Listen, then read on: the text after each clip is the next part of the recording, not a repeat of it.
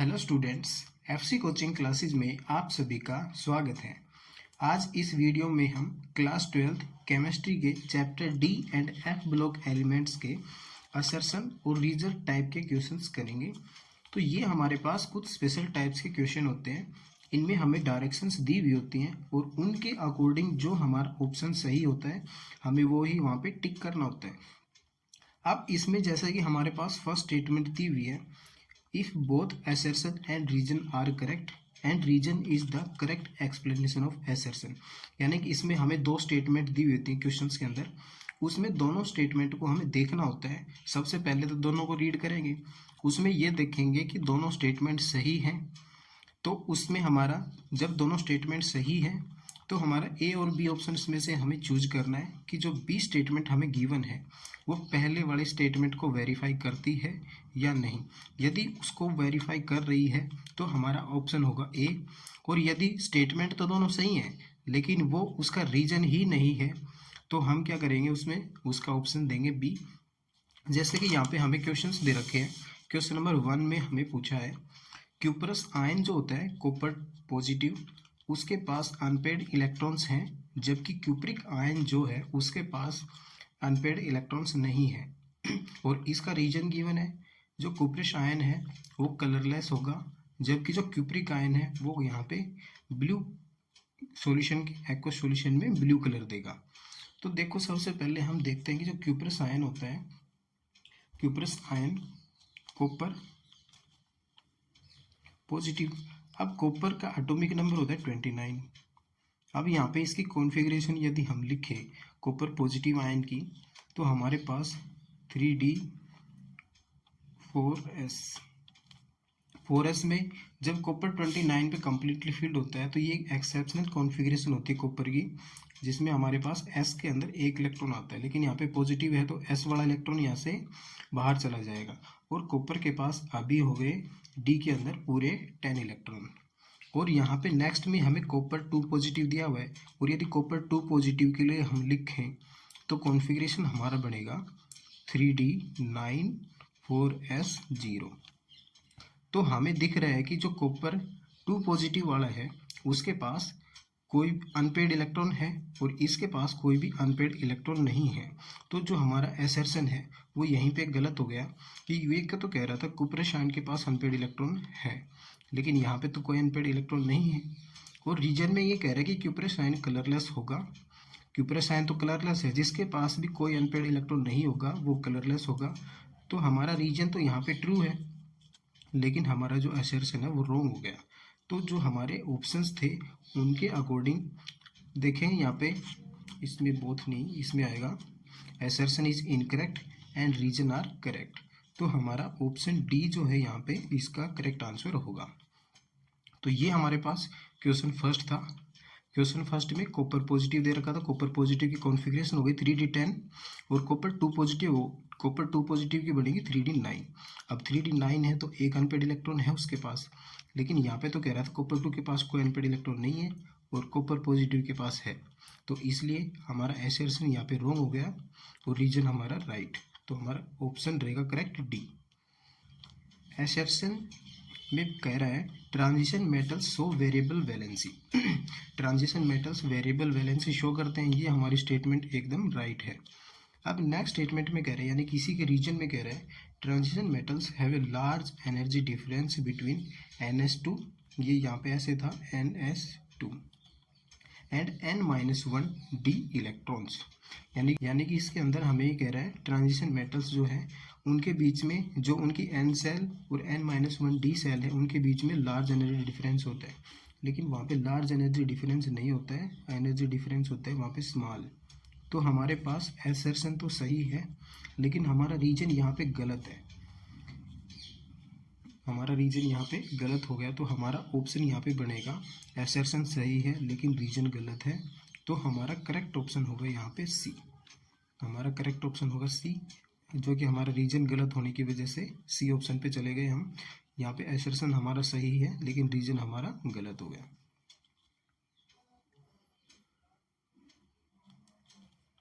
अब next question देखेंगे। Next question में कह रहा है कि transition metals are good catalyst. Transition metals जो होते हैं गुड कैटलिस्ट हैं। ये एकदम सही बात है कि सारे ट्रांजिशन मेटल्स जो होते हैं अच्छे कैटलिस्ट होते हैं, डिफरेंट अलग अलग टाइप की रिएक्शंस में यूज किए जाते हैं। अब नेक्स्ट में कह रहे हैं जो वेनेडियम पेंटाऑक्साइड है और प्लेटिनम को हम यूज करते हैं प्रिपेयर करने के लिए sulphuric acid by contact process. तो यहाँ पे ये जो कह रहा है transition metals are good catalyst, सही बात है। और वेनेडियम पेंटाऑक्साइड भी यूज किया जाता है कॉन्टैक्ट प्रोसेस के लिए, ये स्टेटमेंट भी सही है। अब स्टेटमेंट दोनों यहाँ पे सही है, लेकिन ट्रांजिशन मेटल गुड कैटलिस्ट हैं ये इस बात को वेरीफाई नहीं करते। भाई ट्रांजिशन मेटल गुड कैटलिस्ट क्यों है, ये इसका आंसर तो नहीं है। इसलिए दोनों बातें तो सही है, लेकिन ये इसका रीजन नहीं है। रीजन अलग से आता है इसका कि ये क्या करता है, वेरिएबल वैलेंसी शो करता है आपके लिगेंड्स के अकॉर्डिंग, यानी कि जो भी इसके साथ अलग मेटल्स बॉन्डिंग कर रहे हैं उनके अकॉर्डिंग ये क्या करता है, अपने ऑक्सीडेशन स्टेट को वेरिएबल कर लेता है। इसी वजह से ये गुड कैटलिस्ट है। लेकिन यहाँ पे स्टेटमेंट दोनों सही होने के कारण, लेकिन ये इसका रीजन नहीं है, इसलिए हमारा इसका ऑप्शन हो जाएगा करेक्ट बी। हमारा बी ऑप्शन इसका करेक्ट आंसर रहेगा। स्टेटमेंट दोनों सही है, लेकिन बी इसका करेक्ट एक्सप्लेनेशन नहीं है। अब देखो नेक्स्ट क्वेश्चन हमारे पास, क्वेश्चन नंबर 4। इस कह रहा है कि जो मैग्नेटिक मोमेंट वैल्यू है एक्टिनाइड्स की कम होती है देन थ्योरेटिकल प्रिडिक्टेड वैल्यूज। ये तो सही बात है वैसे। अब इसमें नेक्स्ट स्टेटमेंट में कह रहा है actinides element are strongly paramagnetic. Statement तो ये भी सही है, लेकिन ये इसका रीजन नहीं है। इसमें तो मैग्नेटिक मूवमेंट की बात हो रही है, लेकिन यहाँ पे हम पैरामैग्नेटिज्म पे आ गए। पैरामैग्नेटिज्म और डायमैग्नेटिज्म, यहाँ पे कह रहा था कि उसकी वैल्यू कम होती है थ्योरेटिकल प्रिडिक्टेड वैल्यू से, ये स्टेटमेंट सही है। और स्टेटमेंट ये भी सही कि एक्टिनाइड्स स्ट्रोंगली पैरामैग्नेटिक होते हैं, लेकिन ये इसका रीजन नहीं हुआ। स्टेटमेंट तो दोनों करेक्ट हो गए, लेकिन ये इसका रीजन नहीं है, इसलिए हम इसका ऑप्शन क्या देंगे, करेक्ट ऑप्शन इसका रहेगा बी, जो कि हमारा राइट आंसर है। नेक्स्ट में हमें दे रखा है कि कॉपर 2 पॉजिटिव आयन, हमें यहाँ पे कॉपर 2 पॉजिटिव आयोडाइड, कॉपर ने आयोडीन के साथ कॉम्प्लेक्स नहीं बनाता। फर्स्ट स्टेटमेंट में ये कह रहा है कि जो कॉपर 2 पॉजिटिव है आयोडाइड के साथ कोई कॉम्प्लेक्स नहीं बताने, यानी कि कोई कंपाउंड पॉसिबल नहीं है और नॉन भी नहीं है, ये बात सही है। नेक्स्ट में कह रहा है कॉपर 2 पॉजिटिव जो है ऑक्सीडाइज करेगा आयोडीन माइनस को आयोडीन में। अब स्टेटमेंट तो ये भी सही है और ये इसका करेक्ट रीजन भी है, क्योंकि जो आयोडीन है सभी बाकी जितने भी हमारे हेलोजेंस होते हैं आयोडीन को छोड़ के वो सारे के सारे कॉपर के साथ कंपाउंड बनाते हैं, लेकिन जो आयोडीन है वो कॉपर के साथ कंपाउंड नहीं बनाता। क्योंकि यदि जब कॉपर जो है आयोडीन के साथ कंपाउंड बनाएगा तो उस समय आयोडीन का ऑक्सीडेशन स्टेट हो जाएगा 0, जो कि यहाँ पे होता नहीं है, वो एग्जिस्ट करता ही नहीं है। इसलिए क्या होगा, आपका जो कॉपर है आयोडीन के साथ रिएक्शन नहीं करेगा, वो क्या करता है कॉपर को ही, ये कॉपर ऑक्सीडाइज कर देता है आयोडीन को, इसलिए ये कंपाउंड नहीं बनाते। तो ये इसका एक्सप्लेनेशन भी हो गया, इसलिए हमारा इसका करेक्ट आंसर बनेगा ए, क्योंकि एसर्शन भी यहाँ पे राइट है और रीजन भी इसका सही है कि कॉपर आयोडाइड का कंपाउंड अभी तक बना नहीं है, नॉन भी नहीं है। क्यों नॉन नहीं है, क्योंकि कॉपर उसको ऑक्सीडाइज कर देता है आयोडीन को। तो चलिए अब हम नेक्स्ट क्वेश्चन देखते हैं। यहाँ पे हमारे पास नेक्स्ट क्वेश्चन है, इसमें ये कह रहा है कि जो सेपरेशन है जिरकोनियम का एंड हाफनियम डिफिकल्ट होता है, ये एकदम करेक्ट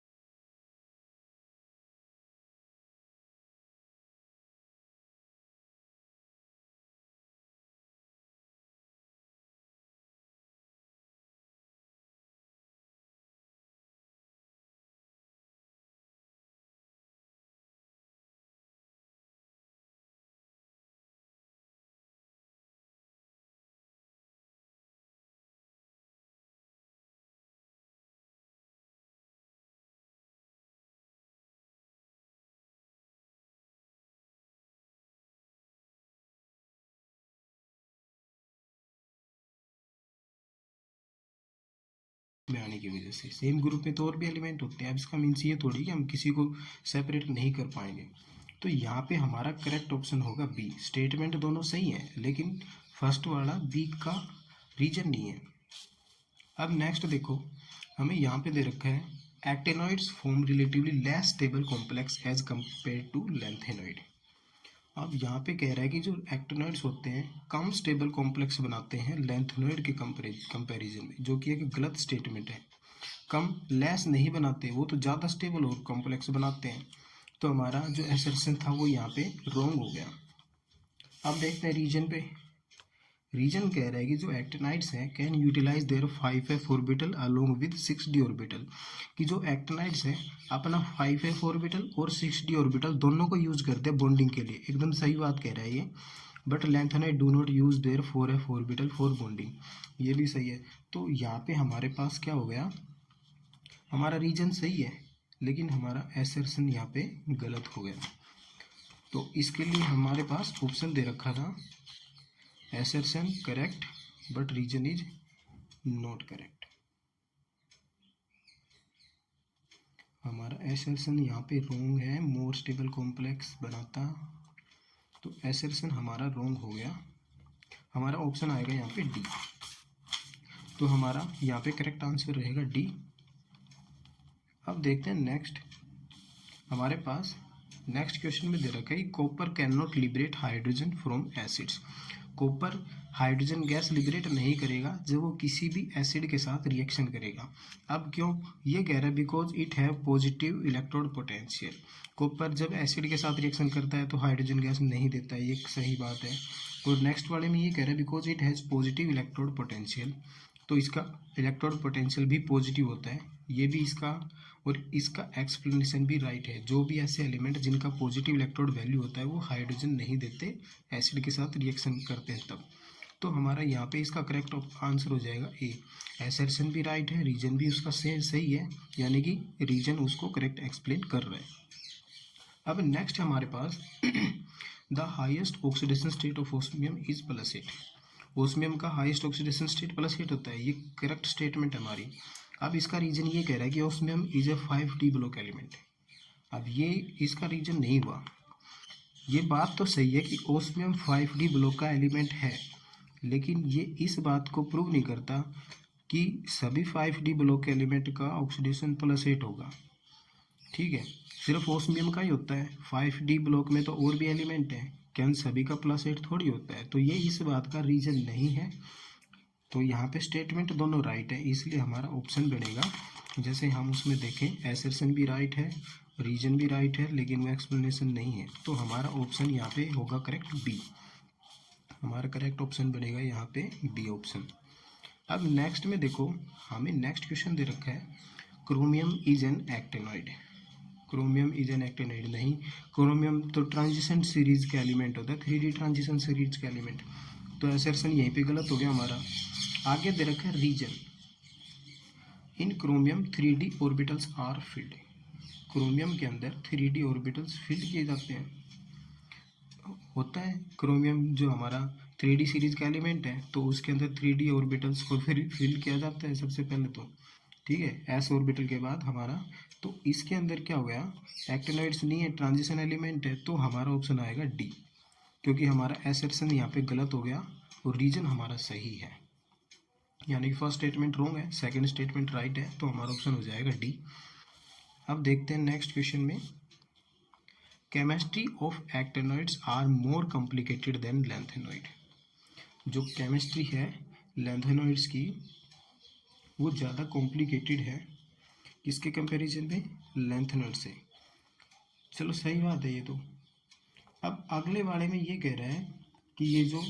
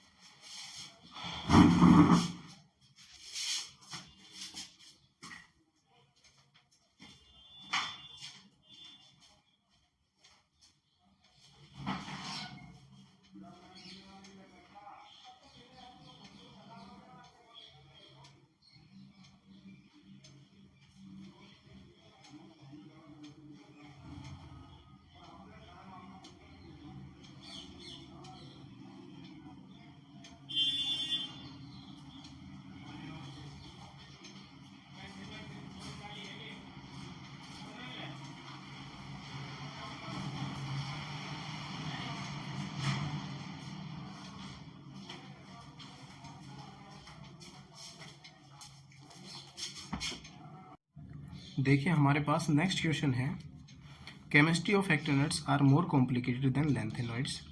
तो ये हमारे पास करेक्ट स्टेटमेंट है। नेक्स्ट में कह रहा है कि एक्टेनॉइड्स एलिमेंट्स जो हैं रेडियोएक्टिव होते हैं नेचर में। ये स्टेटमेंट भी करेक्ट है।